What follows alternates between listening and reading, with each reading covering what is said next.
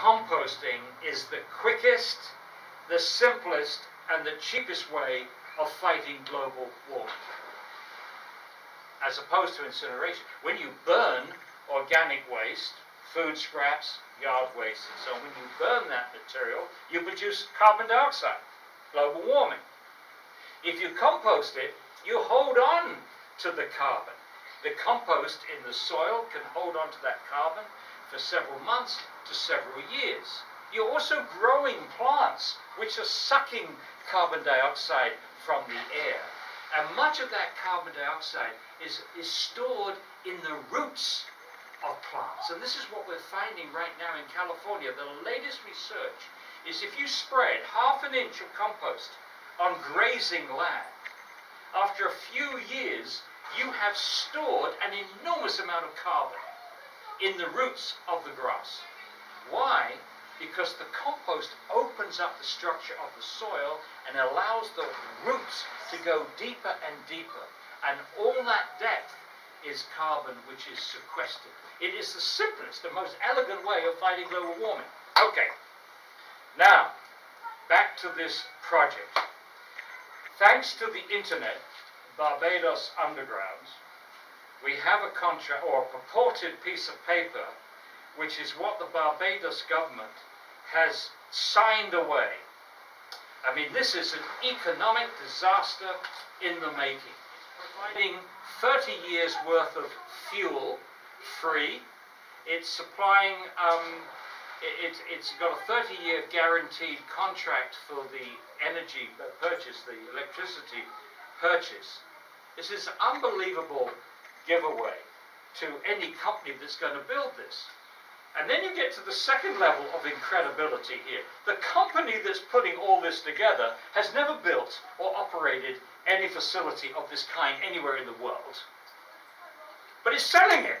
So it hasn't built anything, it hasn't operated anything, but it's put this package together, this giveaway package with the Barbados government, and is now saying to the waste to energy industry around the world, buy this beautiful giveaway package.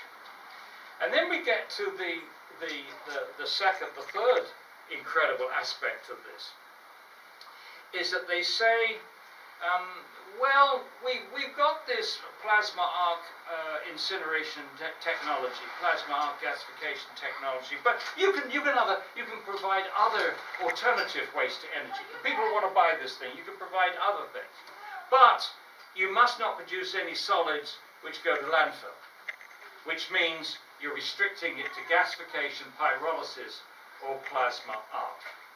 Okay. Well, Plasgo was an absolute fiasco. A fiasco. It only operated, I think, produced energy for a few days. It didn't meet its emission standards. The director, who was Rod Brydon, who used to own the hockey team, the Ottawa Senators, he was renowned for setting up companies which then went bankrupt. I assume he himself didn't lose much money, but I'm sure his shareholders did. It was predicted that this company would go bankrupt, which it has done. But meanwhile, around the United States and Canada, everybody's talking, oh, Plasgo, plasma arc. And there were all kinds of cities who were negotiating to build their own plasma arc facility. Los Angeles, communities in Canada, in Ashcroft, Canada, were negotiating. It was all very exciting, and they had the support of Ottawa, the city of Ottawa supporting this thing. Well, none of these facilities were built. As I said, Plasgo went bankrupt, but there was one amusing story. The Los Angeles Waste Department visited the Plasgo facility near Ottawa, and they tried to get it to start 3 times. They couldn't get this wonderful facility to actually operate. And so the Los Angeles Waste Department said, well, that's it, we're not interested in you. But this is not an unusual or rare experience. We can talk to many of this gasification type plants. Thermoselect, which had its headquarters in Puerto Rico, in the Caribbean. Thermoselect, they were going to build these fantastic facilities, and you could put car engines in there, you could do all kinds of things. It was wonderful. Well, they built built one in Karlsruhe, Germany, the last place to build an incinerator, because the Germans actually do measure things and they enforce things. And again, that was a disaster. They never handled the amount of waste that they said they were going to handle. They never produced the amount of electricity that they said they were going to produce, and they didn't meet their emission standards. End result, facility shut down, it's now being demolished. Thermoselect. In Australia, Bright Star. Bright Star was another one of these incredible, wonderful technologies, zero waste, zero emissions, zeros. They promised the Earth, always promised the Earth. Wonderful facility. Bright Star was built in Wollongong. I visited the facility. They wouldn't let me in. I asked them for the dioxin emissions. They wouldn't give me the data. That too only operated for a few years. Couldn't get enough waste. Didn't meet the emission standards. That too is shut down, demolished, no longer exists. A toxic legacy. You're going to have toxics in your food. You're going to have toxics in the landfills, because you don't get rid of landfills. You're still going to need a landfill for the ash, the fly ash in particular. And the double whammy is also you're using up your children's resources. So even you know, if you could make incineration, gasification, plasma arc, whatever fancy name you give it, even if you could make it safe, even if you could afford it, it still wouldn't make sense. It simply does not make sense spending so much money and spending so much time destroying resources that we should be sharing with the future. And we can with zero waste.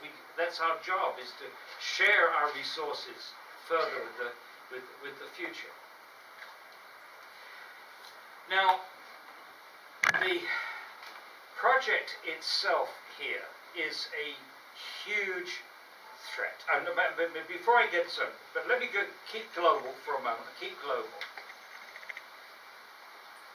A lot of politicians use the word sustainability, but I don't think they have any idea why it's so necessary. We would need 4 planets if everybody consumed like an American. Meanwhile, everybody's trying to copy our consumption patterns, including India and China. I've just come back from China. The pollution is horrendous, and they're trying to build between 150 and 300 incinerators right now in this horribly polluted country. We have to set a better example. We have to set a better example in the United States. We have to set a better example in Europe. We have to set a better example in the Caribbean.